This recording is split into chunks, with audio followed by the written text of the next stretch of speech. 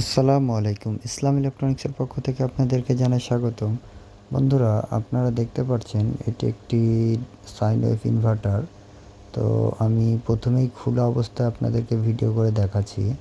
কোনো এক টেকনিশিয়ান ভাই আমাদের বাংলাদেশে এই ইনভার্টারটা তৈরি করছে। তো তার কুলিং ফ্যানটাকে 24 আওয়ার সে কয়েলের সাথে কানেকশন করে রাখছে ট্রান্সফরমারের যে সেন্সিংয়ে। তো সেক্ষেত্রে আমরা কি সমস্যায় পড়ি বন্ধুরা দেখেন। তো এই কুলিং ফ্যানটা 24 আওয়ার রান করে। সেটা রান করার কারণে আমাদের ডাস্টিং তৈরি হয়েছে। তো আমার ব্যক্তিগত মতামত অনুযায়ী আমার কাছে এটা খুবই অপছন্দ। 2 নম্বর, কুলিং ফ্যানটা পারতপক্ষে পারলে বাইর সাইডে লাগান।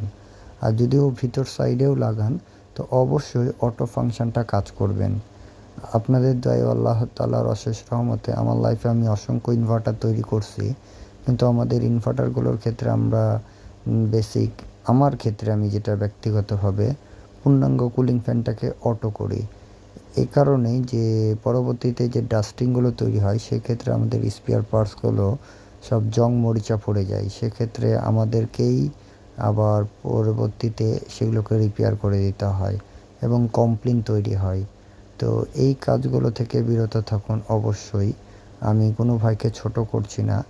আর আরেকটা জিনিস বলি, আমরা তো এতই কপার বলি, তো কপার দিয়ে যখন আমরা ট্রান্সফর্মার বাইন্ডিং করি তাহলে টেম্পারেচার নিয়ে কেন চিন্তা করবেন? কপার টেম্পারেচার ধরলেও কপারটা অত তাড়াতাড়ি পুড়বে না। আর ডিএসপি সাইনওয়েভ একটু গরম হয়। অনেকে ভয় করেন যে মসফেটগুলো ফুটে যাওয়ার সম্ভাবনা থাকে। তো মসফেটে একটা নির্দিষ্ট টেম্পারেচার থাকেই। তো অবশ্যই আমি কথার মাঝে কেউ কখনো কষ্ট নেবেন না। কুলিং ফ্যানের ক্ষেত্রে অবশ্যই কুলিং ফ্যানগুলোকে অটো করবেন। তো কপার ট্রান্সফর্মার বাদলে আমাদের তো সাহস বেশি বেড়ে থাকবে। সেক্ষেত্রে এই দেশীয় প্রোডাক্টগুলোকে আমরা যখন দুর্নাম করে কাস্টমাররা তখন নিজের কাছেই খারাপ লাগে।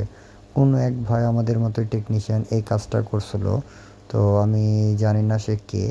আর কেউ ভুলগুলো করা থেকে অবশ্যই দূরে থাকুন। কুলিং ফ্যানগুলো ব্যাক সাইডে লাগানোর চেষ্টা করুন এবং পূর্ণাঙ্গ অটো করে দেওয়ার চেষ্টা করুন। এটা আপনার কুলিং ফ্যানের লাইফ এবং মেশিনের লাইফ, কাস্টমার কমপ্লেন সব কিছুই কমে যাবে। আমার কথাতে কেউ বেয়াদবি নেবেন না আপনারা। আমি কাজটি করার আগেই সেই জিনিসটাকে ভিডিও করলাম বন্ধুরা। আসসালামু আলাইকুম।